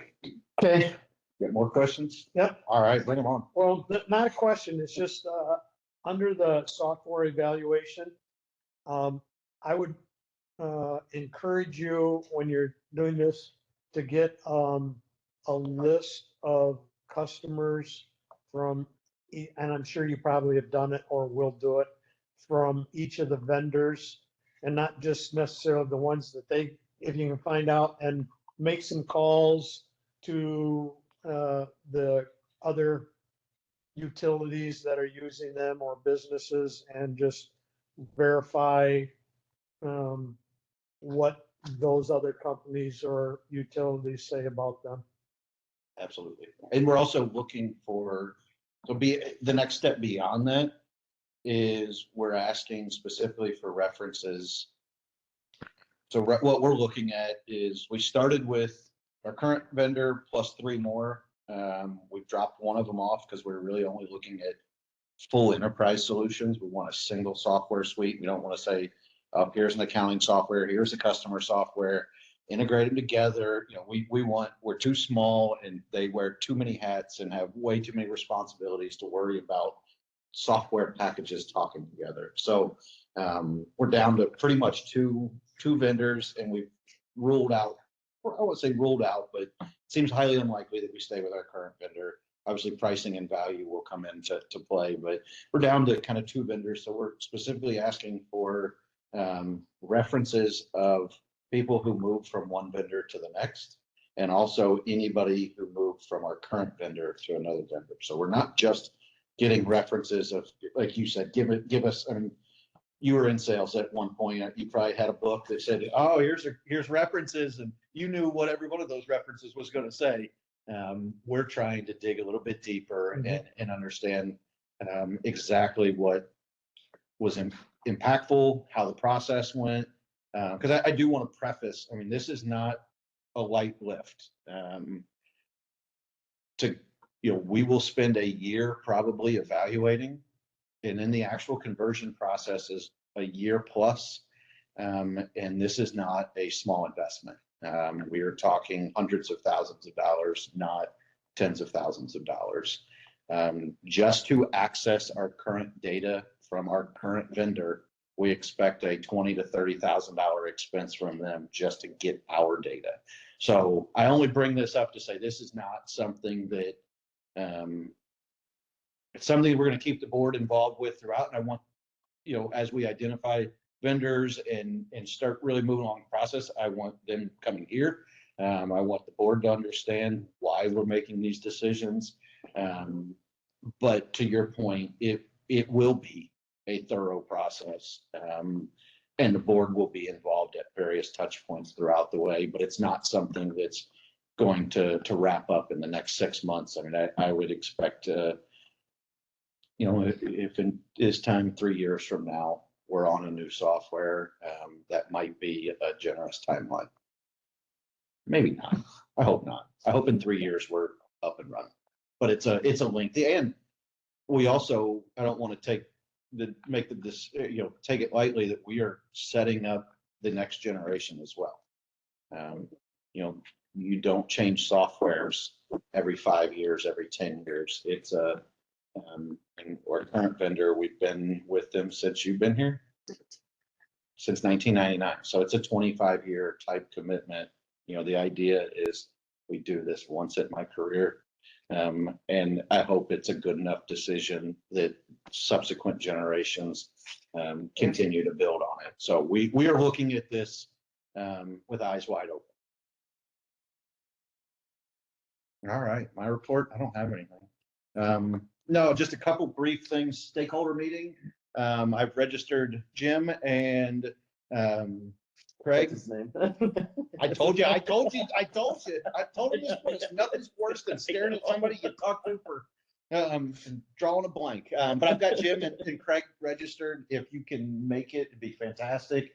The registration's a little unclear. If you want to just reach out to me, because the morning is the MMEA general membership meeting. You're welcome to join us for that, but it really is the MMEA general membership meeting. The audience for the board or the board's really the desired audience for the afternoon. Again, I think Craig, you're going to join me for the full day. I am presiding over the MMEA general membership meeting, so you can come heckle me if you want. I think it'd be fantastic. I'll laugh. Are they hosted in the same place? Yes. I didn't notice. Yes, it's at Fred Meyer Gardens. Yep. Can get there and I take a walk. Yep. This is beautiful. Yes, and that's it. So for you, Jim, I registered you for the MPPA part, which is the second half. So yeah, so from, I believe, noon to 1:30, there's a lunch and free tour, wander the gardens. But again, the flyer's in your packet. I'm really excited. Speakers look good too. Yes, it's a head of sustainability for Ford, a data center person, and then I always like hearing from Pat Boland. I think he does a fantastic job. Speaking of Pat, we're going to be joined by Pat next month. Love having Steve here. Not trying to not have Steve here, but you all know him. We'll bring Pat in, and we can bring Steve back too. More space. Yeah. But it'll be nice, and you all have the opportunity to talk power supply. I did give Pat a heads up that he's kind of coming in to talk about a report that they produce annually. I told him, I said, you better get to it quick because our board's going to want to talk to you about power supply and strategies and what's going on in the world. I'm confident that you all are very engaged, and we'll ask him some fun questions. Should be a very, very good conversation. I did include in your board packet a hedge policy transaction. It's a purchase power commitment authorization for, it's a large sum of money, about $4.6 million. As a reminder, this is part of our risk management, power supply risk management policy through MPPA. Board every year elects to participate in a stability hedge plan. With that stability hedge plan, there are certain targets that we have to meet out into the future to make, and every year, obviously the calendar rolls forward a year, so those percentages increase. Obviously from a hedge strategy, we want to be price certain the prompt year plus one. And then as you get further out in time, there's less of our power supply that is price certain, but this $4.6 million just moves us and gives us price certainty to align with that hedge policy. The board approved a resolution a few years back that gave me the authority to execute any transactions aligned with that policy, because you all have the opportunity to deviate from it through the annual election of our strategy.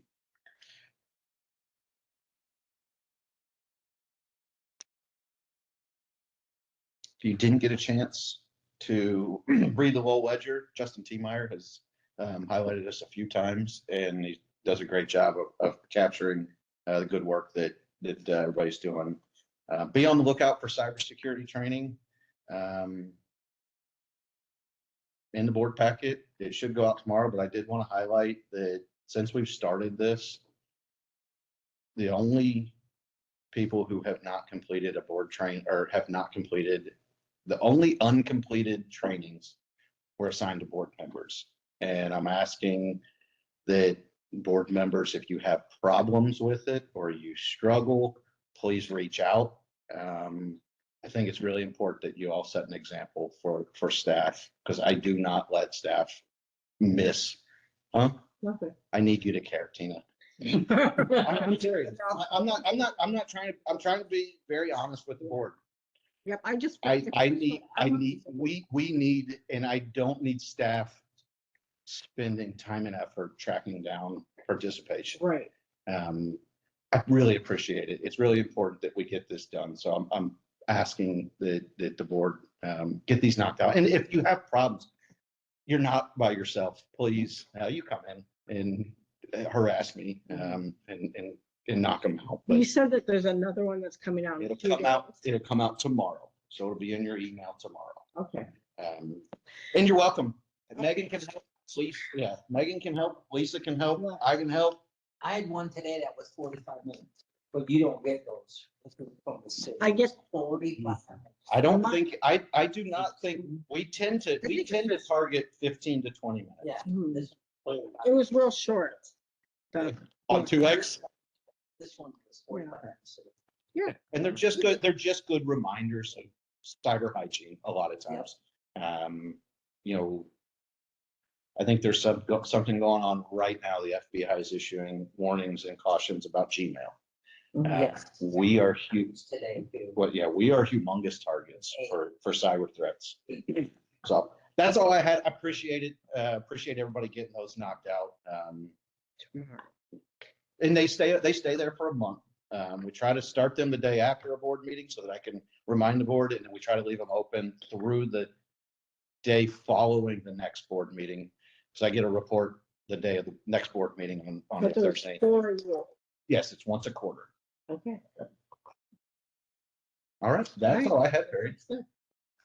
Okay. Oh, wait, there's pictures in there too. Sorry, Judy, I didn't get far enough. I got sidetracked. Please take a look at these. I thought, things that we didn't think about, or I didn't think about including is, we wrapped up another year of Christmas tree recycling. It's another program you can attach your name to, Perry. That was Perry's brainchild, I think, pretty much the day I got here. Did you have a lot of them? 94. There Yeah, was yeah. itself, so I don't know if somebody came after the 10th. Well, because We made 2 trips, I Well, think. did you? I saw a guy there that I know that has goats, and they were there grabbing some. Oh, I really? started laughing. Yeah. You know. There's a goat place that accepts them for. Yeah. feeding. There's one there that was all chopped up already, because that's how I took it out of my house, was took the clippers and instead of dragging the whole tree out. Well, because, Those needles. it might have looked just like a stem. Oh, It's a Charlie Brown tree getting. he had a rat Yeah. tail on. But please take a look. Alyssa pulled together just a ton of comments. Perry's mentioned them. Ton of comments from the outage from this past month. Tons of community support, and I can tell you, it is nice to have the support of the community. And I can tell you from the guy's perspective, it's a whole lot easier to get out there when you know the people that you're helping appreciate it and acknowledge and appreciate what it is that you're doing. Because the guys were not with their family and it was cold and they were out at 2 o'clock in the morning. They weren't sleeping. While the rest of the world was sleeping in their warm beds, they were outside away from their families. And it's really nice to have customers that truly appreciate that. And then, yeah, some more pictures. So that's all.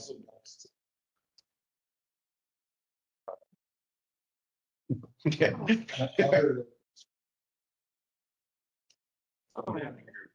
Other locations as in other where you worked, not here.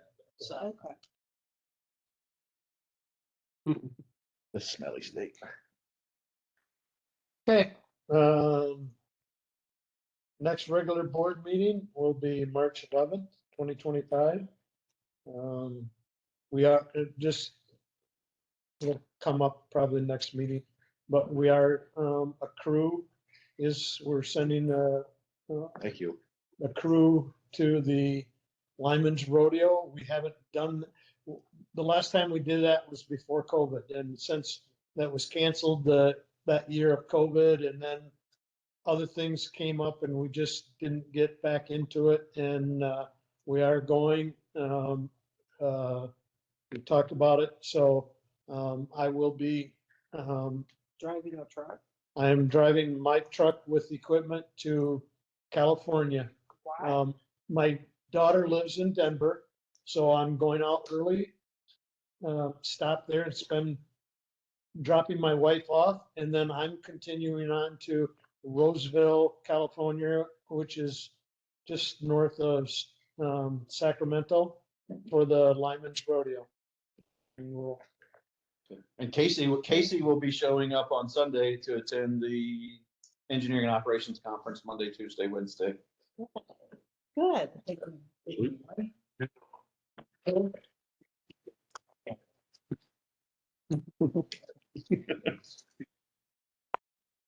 So anyway, Are the guys flying out then? yeah, Guys will fly.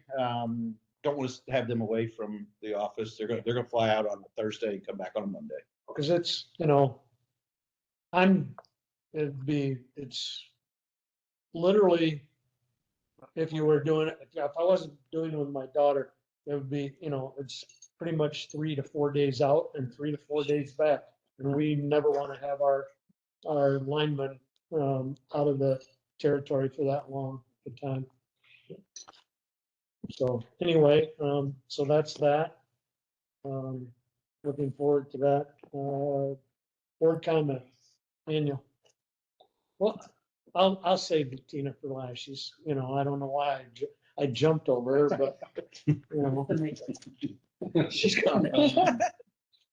Yeah, that night that we lost power, I had turned my TV off and I was like going to bed and I heard the noise. And my house was completely dark already, so I turn around and like the whole area is just Oh, and from up on top of the hill with Yeah, no leaves on the it's like tree. so cold, I'm like, all right, so I go tell my hey, power that we need to, watch the kids, wrap them up, and we have a space heater for them. And then I'm like, okay, I'll lay down and like I'll lay with one of them, keep them warm, and then I'm like, oh, the food truck, everything's gonna freeze, and I gotta go start the generator. And I see you guys drive down G Drive, Aw. and I see like 10 minutes later, you guys come back. I'm like, there's so many people out. It's so cold. I feel bad for them, but I know like it's gonna go fixed because of how important, like how dangerous it is. And not only you guys, but like for everybody, middle of the night. And I was like, so I start the generator. I'm sitting there going, what to do? We're gonna eventually have to pull everybody to the same room to stay warm. Okay, it's gonna come back on. It's gotta go. Lauren's just sleeping still, like, oh, whatever. Go back to bed. I'm like, okay. And then it powered back up. I ran out, turned the generator off, and I was like, man, if I would have went to bed like 10 minutes earlier, I wouldn't have known it would have happened. It just been like, life was good. The timing of it, yeah. And I saw you guys just kind of bebopping down G Drive. I'm like, that's them. It's all, all your flashing lights on. Everything's dark. I can see you drive through the whole area. But yeah, obviously with that weather and stuff, and me being one of them this time, I was really appreciative, but everybody, it's kind of crazy. I saw how big the outage was from up there. You could see it all the way down. I was like, I'm trying to think of how the circuit map, and I'm like, where's that feed from? Because this whole thing is out. And I'm like, oh, this is not good. And then, no, I mean, all the way down. I'm like, oh, it's a big chunk of, it was a very large chunk. And I thought, oh no, I don't know what has gone down. Cause I'm looking over at Tina's house and going, oh, they still got power on the house here.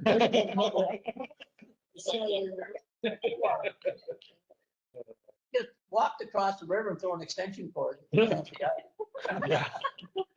It was, it's interesting to find out why it happened, and why, it didn't reclose the circuit and all those kinds of things, and how that explains such a large outage for what, Charlie had told me, like, you guys had a pretty rough night at Metric and whatnot. And so I thought, okay, I don't know. Yeah, it's just interesting to kind of put it all together, but obviously, thank you. Yeah. Andrew, That's fun.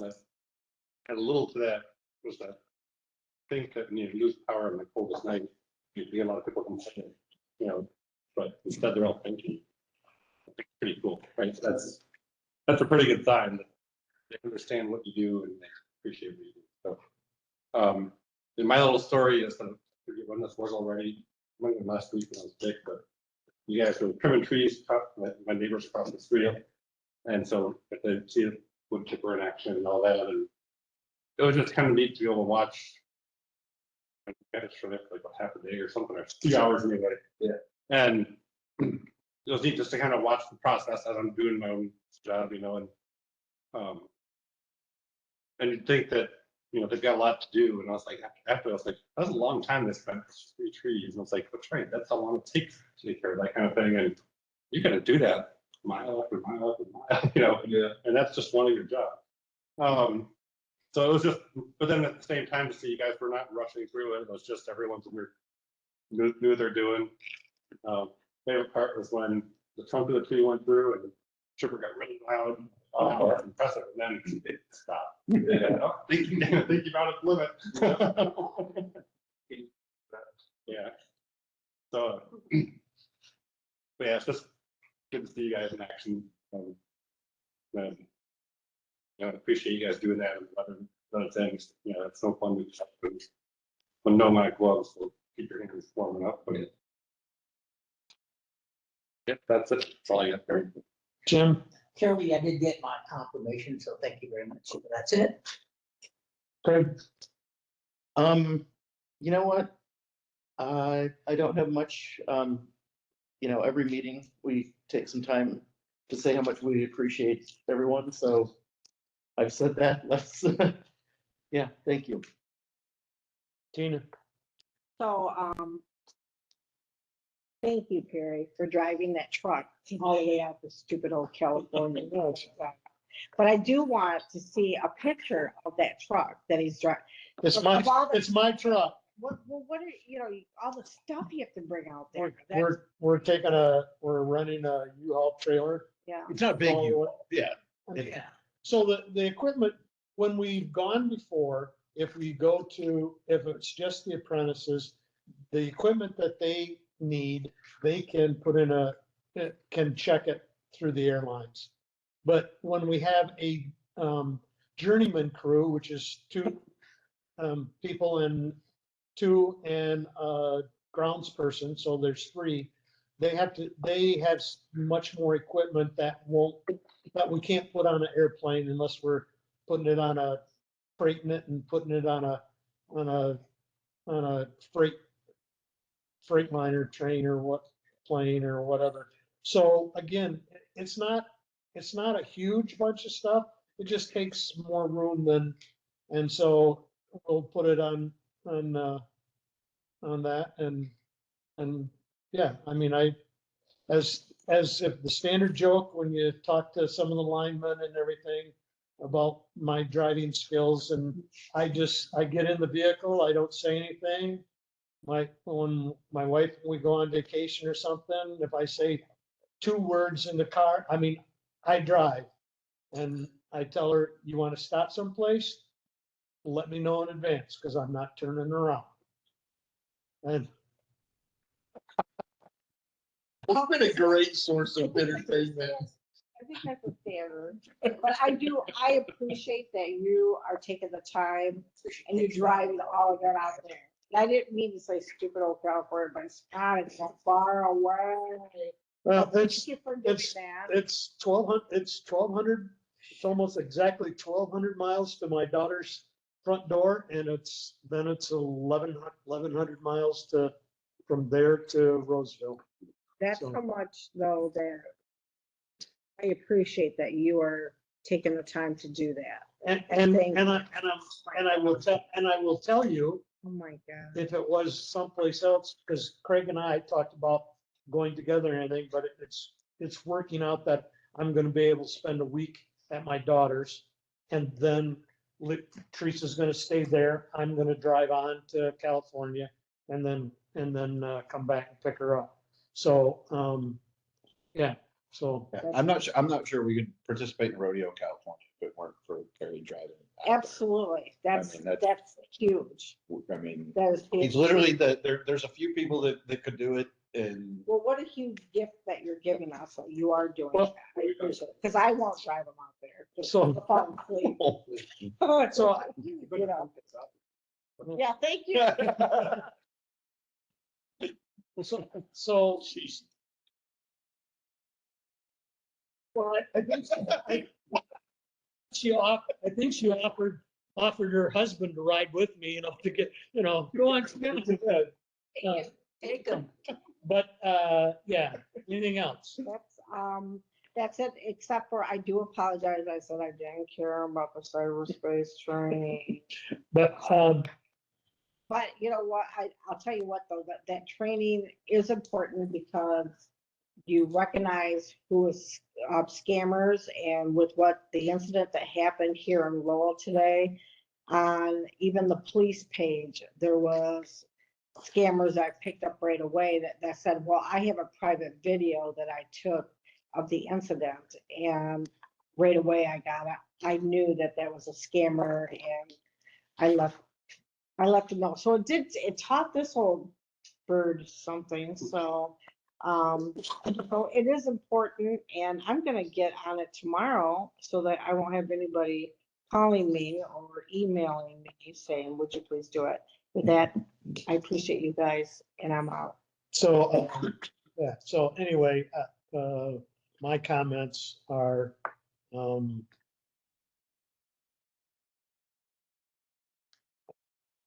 I will enjoy going out there.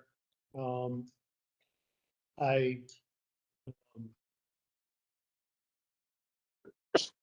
take great pride in being a part of Lowell Light and Power. And I say that the pride is the employees and the other board member. It's just, I can't say enough good things about Lowell Light and Power.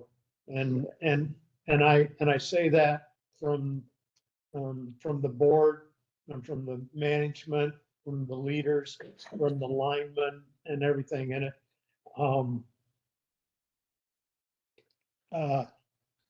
I take great when you read those and you have the employees that we have and that they care so much. It makes me very proud to be a part of Lowell Light and Power. So with that, I would entertain a motion to adjourn. It's been moved and supported. Any further discussion? Hearing none, all those in favor signify by saying aye. Aye. Opposed? Motion carried. Thank you. I